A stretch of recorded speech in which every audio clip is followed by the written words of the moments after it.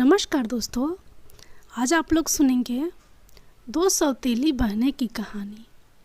निशा और गीता दो बहनें थीं। निशा अपनी बड़ी बहन गीता से कह रही थी, दीदी जल्दी से ब्यूटी पार्लर चलो, लड़के वालों ने 4 बजे तक टाइम दिया है। घर पर तुम्हें देखने आने के लिए फिर पार्लर में भी तो टाइम लगता है।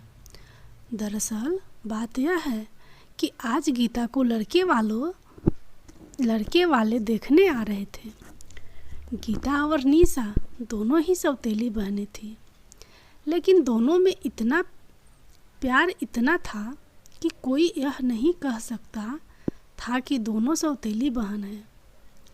गीता देखने में थोड़ी सांवली थी, लेकिन पढ़ने में बहुत ही होनहार और घर के कामों में भी बिल्कुल ही निपुण थी।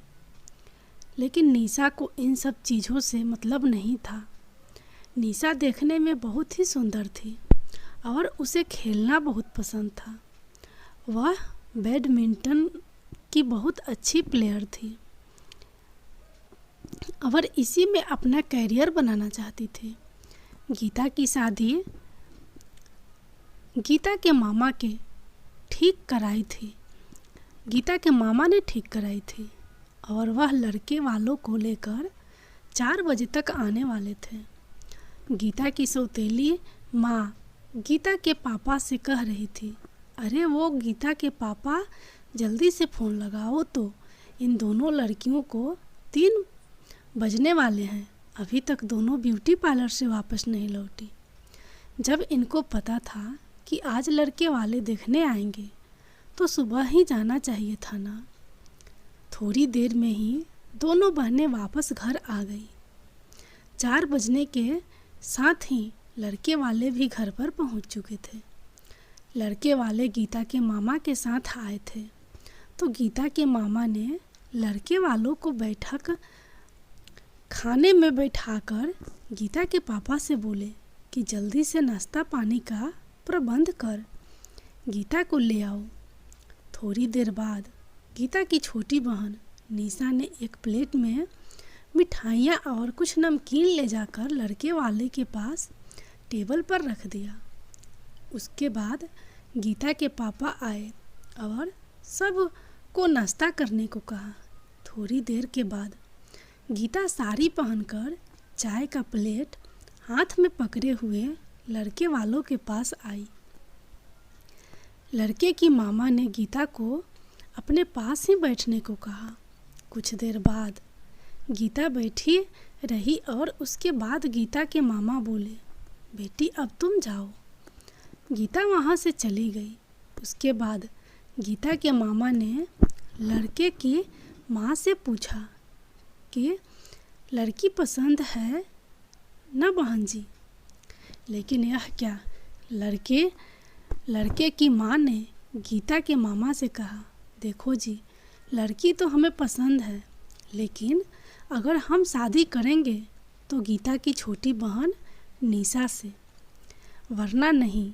गीता के मामा ने कहा, यह क्या बात हुई, बड़ी बहन के होते हुए छोटी बहन की शादी कैसे हो सकती है।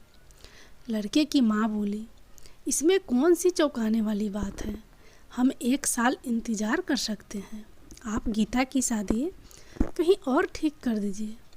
जब उसकी शादी हो जाए तब निशा के साथ हम अपने बेटे की शादी कर देंगे।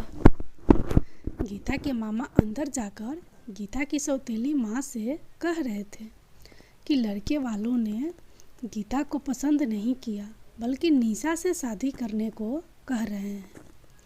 वहीं गीता के पापा भी खड़े थे। उन्होंने कहा, यह कैसी बात हुई, बड़ी बेटी को देखने आए हैं और छोटी बेटी से शादी करेंगे। अगर उनको नहीं शादी करना है तो ठीक है, उनको मना कर दो, हम अपनी छोटी बेटी की भी शादी नहीं करेंगे।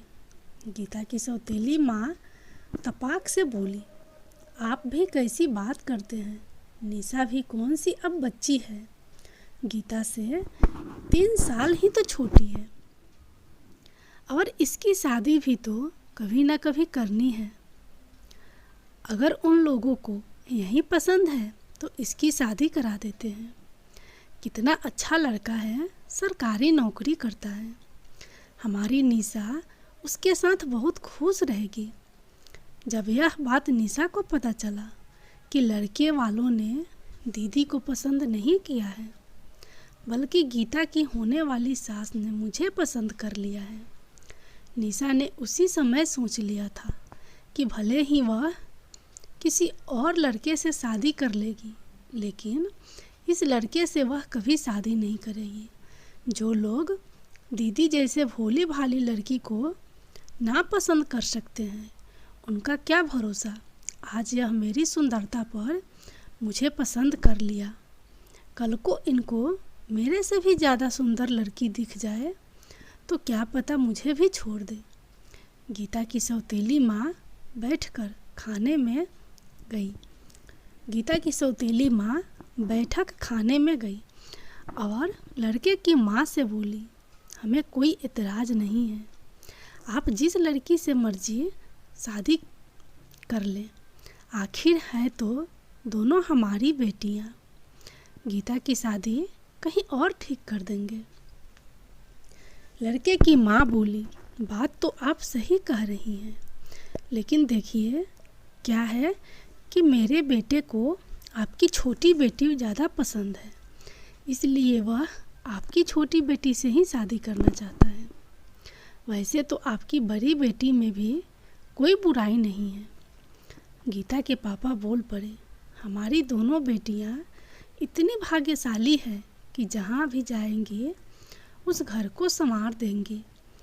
तभी निशा आकर बोली, पापा कुछ भी हो जाए, मैं ऐसे घर में शादी नहीं करूँगी जहाँ पर दीदी जैसी लड़की को नकार दिया गया।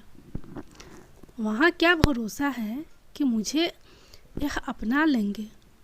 आज तो यह मेरी सुंदरता पर मुझे पसंद कर लिया है, लेकिन कल को मेरे चेहरे पर कुछ हो जाए तब क्या होगा।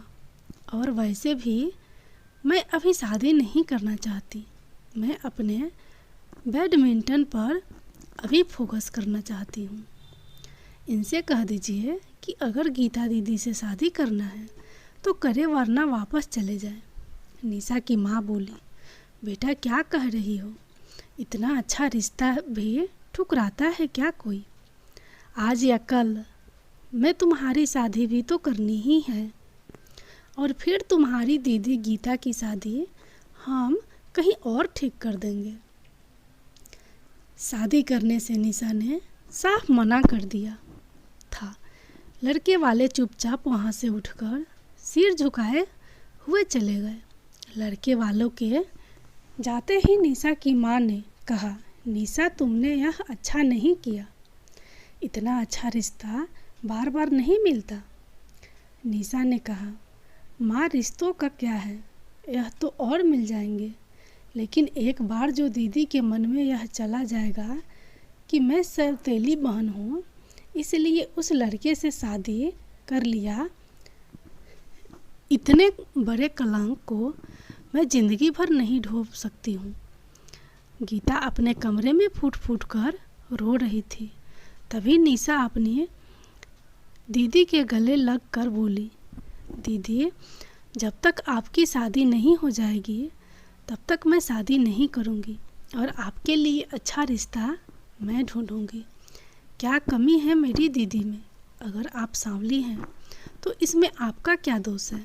तभी आकर गीता की सौतेली माँ और उसके पापा भी गीता को गले लगा लिया और एक स्वर में बोले, तुम्हारा रिश्ता इससे भी अच्छे घर में तय करेंगे, चुप हो जा मेरी बच्ची।